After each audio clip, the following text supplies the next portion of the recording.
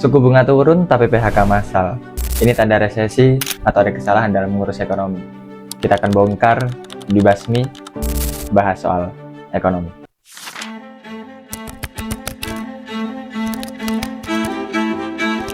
Aduh, kayak mimpi, kayak nggak percaya. Ya terpukul juga.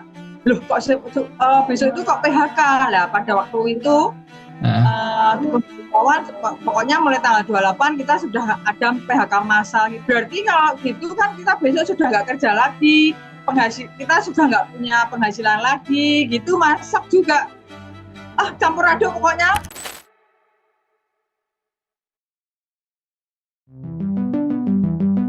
Kabar pemutusan hubungan kerja sektor industri manufaktur khususnya industri tekstil dan produk tekstil atau TPT hingga elektronik di Indonesia tak terhindarkan.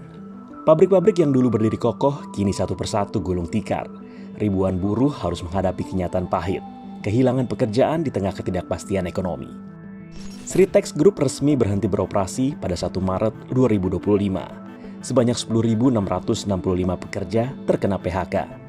Menyusul PT Yamaha Musik Produk Asia di Bekasi dan PT Yamaha Indonesia di Jakarta akan menutup 2 pabriknya pada akhir Maret 2025, berdampak pada sekitar 1.100 pekerja.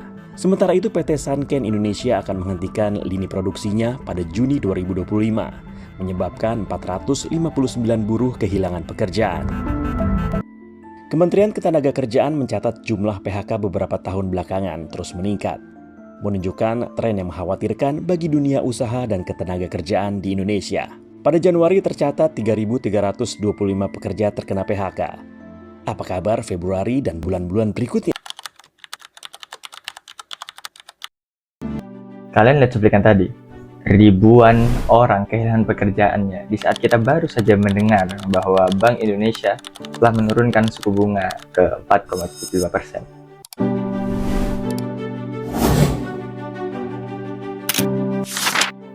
Secara teori, menurunkan suku bunga berarti ekonomi harusnya ngebut. Akan tetapi yang terjadi adalah justru badai PHK. Apakah ada yang salah dengan teori tersebut?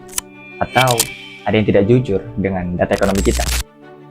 Kali ini kita akan belajar bersama kenapa angka 4,75% belum bisa menyelamatkan perut para buruh kita di lapangan. Masalahnya begini, kita sedang mengalami anomali manufaktur.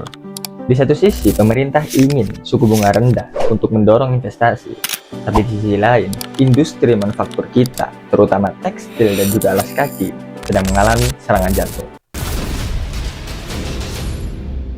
PT Sri Rejeki Isman Tbk atau PT Sritex akhirnya tumbang. Pabrik tekstil di Sukoharjo, Jawa Tengah ini resmi menghentikan operasi 1 Maret lalu. Pabrik tekstil berumur 58 tahun ini akhirnya menyerah pasrah pada zaman. Raksasa tekstil Indonesia ini kalah dalam gugatan Pailit.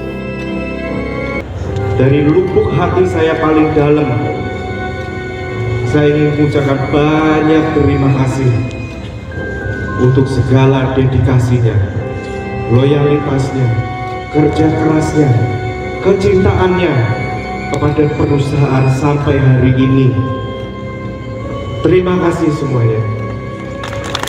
Kami berduka, namun kami harus terus memberikan semangat kepada semuanya. Kami juga ingin mengawal kepada seluruh keluarga besar kami, karyawan-karyawati kami, supaya hak-hak mereka bisa terpenuhi nantinya.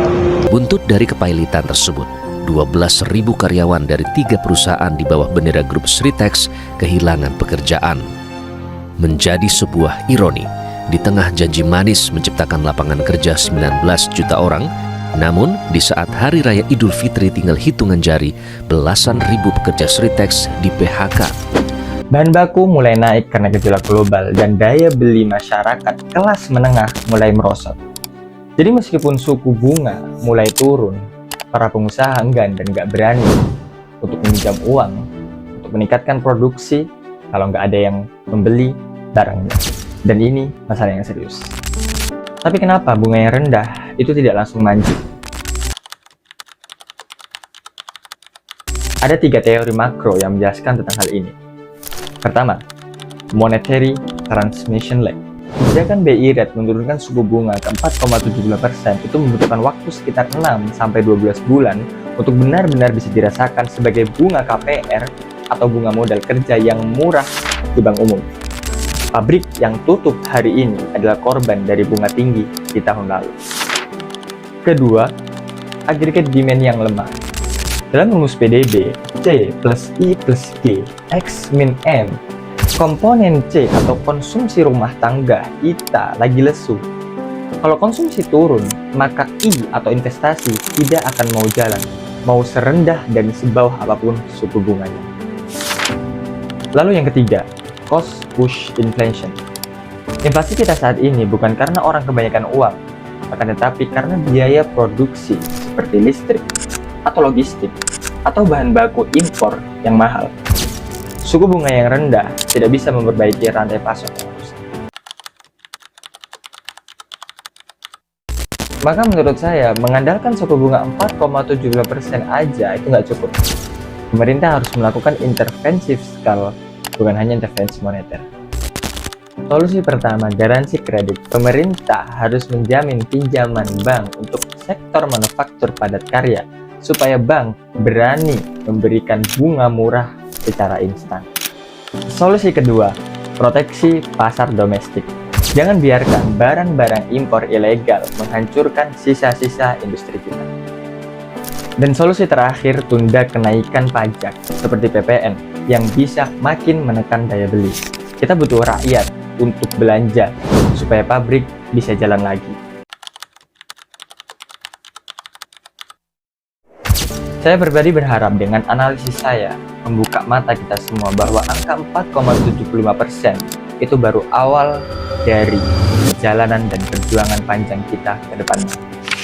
Saya Kafka dan terima kasih telah menonton video ini sampai akhir, dan see you on the next bahas soal ekonomi.